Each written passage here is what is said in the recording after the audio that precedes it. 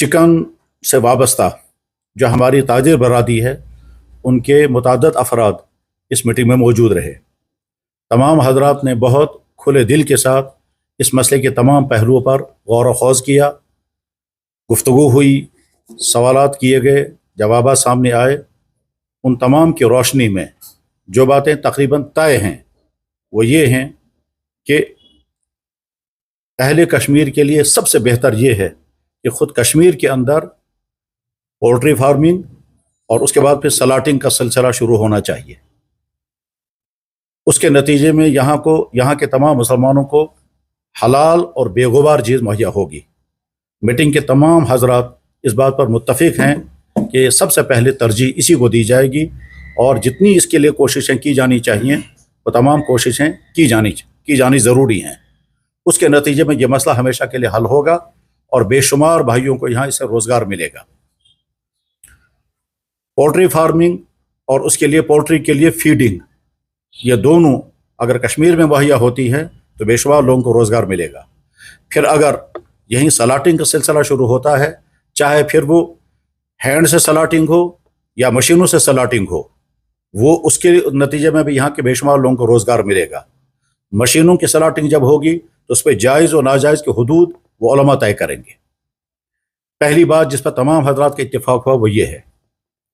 दूसरी अहम तरीन बात जो सामने आई वो ये कि जिन भाइयों का ये कारोबार चल रहा है उनकी पेमेंटें बाकी हैं। वो एक तरफ से बाहर से लिया हुआ माल आगे बेच चुके हैं, तो बाहर के लोगों का पैसा उनके कंधों पर है और इनका पैसा जो है वो यहाँ के उन रिटेलर दुकानदारों के कंधों पर है। इस सिलसिले में तमाम हजरात से तमाम की तरफ से ये गुजारिश है कि तमाम पेमेंटें अदा करना ज़रूरी है।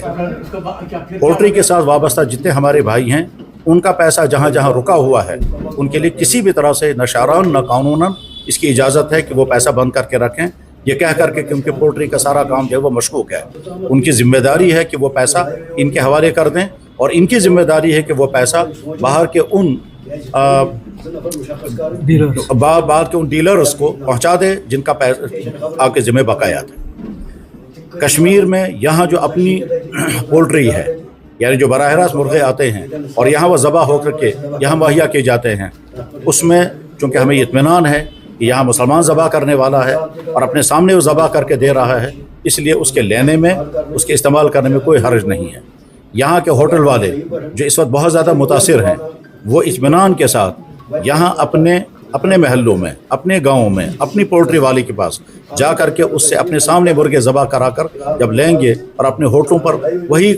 वही पोल्ट्री इस्तेमाल करेंगे, वही चिकन इस्तेमाल करेंगे, तो उसमें कोई शक नहीं है। इसलिए मुसलमानों को चाहिए कि वो इन होटल वालों के एतमाद पर कि उन्होंने यहीं के ज़बा करने वाले से ये जो चिकन लिया है वो इस्तेमाल कर सकते हैं। फिर चाहे लोगों को अपने घरों की ज़रूरतें हों, होटलों की ज़रूरतें हों या फंक्शनों और शादियों वगैरह में ज़रूरत हो, इस्तेमाल कर सकते हैं। बाहर से आने वाला चिकन जो पैक होकर के आता है, फ्रोज़न चिकन, उस बारे में बहुत तफसील से गुफ्तगू हुई। उस बारे में जो बातें तय हुई हैं और वो बाकायदा तजवीज़ की शक्ल में इंशाल्लाह सामने आएंगी और वो तजवीज़ जो हैं वो कमेटी तजवीज़ तैयार करेगी और वो कमेटी की तजवीज़ आगे चल कर के मिरवाई साहब के सामने और मुफ्ती आज़म के सामने जब पेश की जाएगी और वहाँ उस पर मज़ीद गौर व खौज़ होगा। गौर व खौज़ होने के बाद फिर वो हतमी शक्ल इख्तियार करेगी, तब वो तजवीज़ हतमी होगी। इस वक्त जिस बात पर एतमाद किया गया वो ये कि बाहर की पोल्ट्री यहाँ इस्तेमाल तब होगी कि जब यहाँ के कुछ हजरात उसको बचश्म खुद ज़बा होता हुआ देख लें। इसके लिए पोल्ट्री के ज़िम्मेदारान ने ये ज़िम्मेदारी ली कि अगर कोई आदमी मुहैया किया जाता है हम उसको तनख्वाह देंगे, उसको हम बाकायदा वहाँ रखेंगे ताकि वो जितना चिकन भी कश्मीर के लिए आता है उस चिकन को बचश्म खुद देखे और उसके बाद फिर अपने सामने ज़बा होता हुआ देख करके वो अपनी मोहर लगाए और मोहर लगाने के बाद फिर जब वहाँ से यहाँ के लिए सप्लाई होगी और रास्ते में एतमाद रखना होगा कि रास्ते में कोई तब्दीली नहीं होगी, कोई माल तब्दील नहीं किया जाएगा, उसके बाद फिर यहाँ जब वो पहुँचेगा तो वो काबिल एतमाद होगा। लेकिन ये जाहिर है तभी होगा कि जब एक तरफ से कोई आदमी तय हो जाए, वो आदमी काबिल एतमाद हो, वो काबिल साहिब इल्म हो,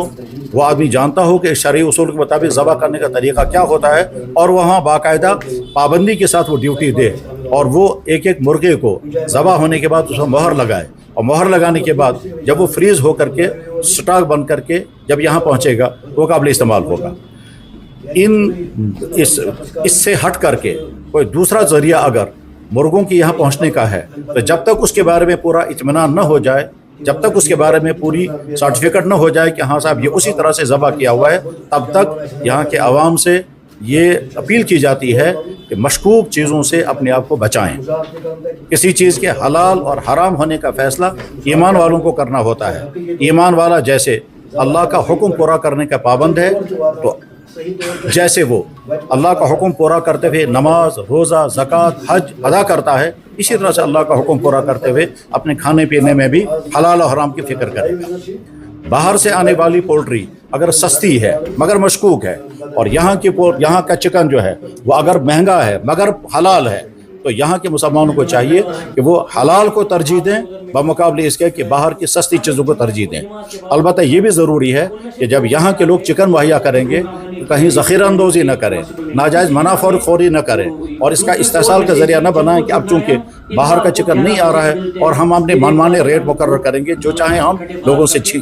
پیسہ کھینچیں گے۔ یہ چیز بھی نہیں ہونی چاہیے۔ ایک طرف سے ان کو اپنا نفع بھی کمانا ہے، لیکن دوسری طرف سے ان کو عوام کا پیسہ کھینچنے کا کوئی غلط راستہ بھی اختیار نہیں کرنا چاہیے۔